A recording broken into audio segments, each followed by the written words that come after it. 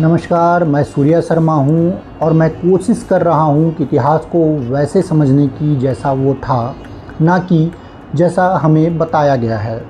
आज मैं आपसे एक ऐसे मुद्दे पर बात करने वाला हूँ जिस पर बहुत बहस होती है, देश का विभाजन और उसमें गांधी की भूमिका। नाथूराम गोडसे ने अपने अंतिम समय में कोर्ट में जो बयान दिए, उसमें उसने गांधी जी पर कई गंभीर आरोप लगाए थे। बाद में उस बयान को उसके भाई गोपाल गोडसे ने किताब के रूप में छपवाया भी।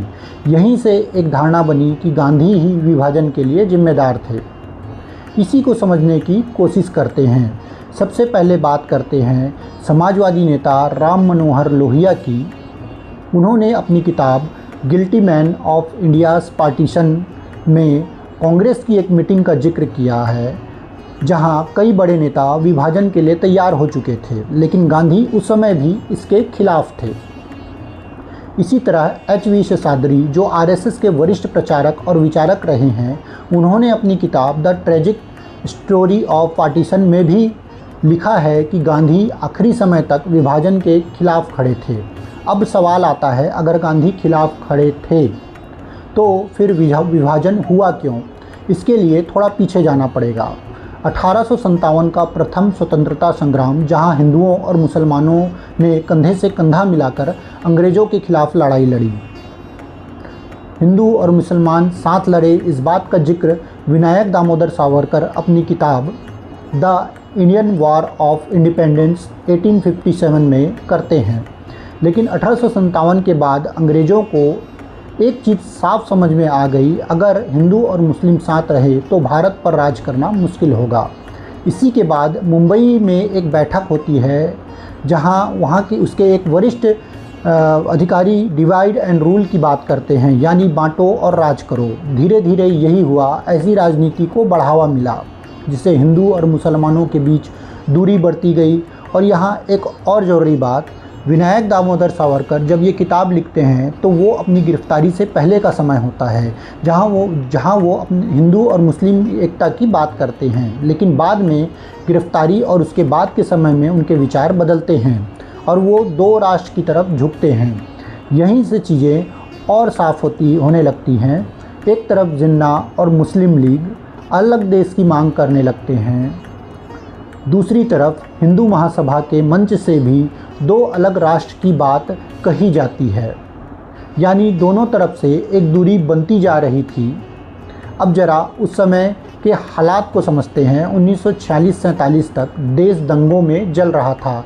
कलकत्ता, नोआखली, बिहार, पंजाब, हर जगह हिंसा हो रही थी। हालात ऐसे थे कि देश गृह युद्ध की तरफ जा रहा था। इसी बीच अंग्रेज प्रस्ताव रखते हैं, कांग्रेस और मुस्लिम लीग मिलकर सरकार चलाएं। एक अंतरिम सरकार बनती है। नेहरू प्रधानमंत्री, पटेल गृह मंत्री और लियाकत अली वित्त मंत्री बनते हैं।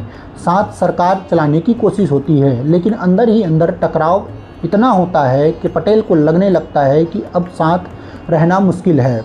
उन्होंने अपने पत्रों में साफ लिखा है, या तो विभाजन होगा या फिर गृह युद्ध। अब गांधी क्या कर रहे थे? गांधी उस समय भी ज़मीन पर थे। वो नोआखली गए, वहाँ मुसलमानों के बीच हिंसा हुई थी, वहाँ शांति लाने की कोशिश की। वो बिहार गए, जहाँ हिंदुओं पर हमले हुए, वहाँ उन्होंने अनशन किया और हालात संभालने की कोशिश की। और जब गांधी बहुसंख्यक और अल्पसंख्यक की बात करते हैं तो उसे एक ही नज़र से नहीं देखना चाहिए। हर जगह इक्वेशन अलग थी, कहीं हिंदू बहुसंख्यक थे, कहीं मुसलमान। और गांधी की बात सीधी थी, जो जहां मजबूत है वो कमज़ोर की रक्षा करे।